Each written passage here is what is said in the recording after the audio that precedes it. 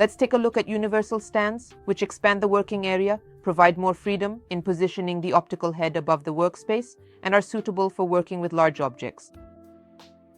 The MAGUS UT1 consists of 4 movable sections and is attached to the edge of the work table.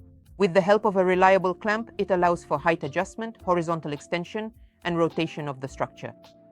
The MAGUS UT2 is equipped with a massive flat base that provides stability.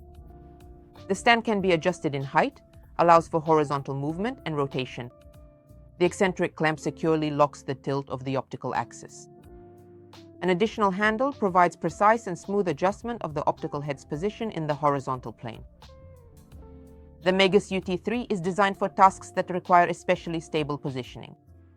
The double rod and counterweight ensure parallel movement of the optical head over the table surface. Sliding bushings guarantee smooth and gentle movement of the rod inside the crosshead based on the principle of friction without any play. The stand also allows for height adjustment, horizontal movement, and rotation.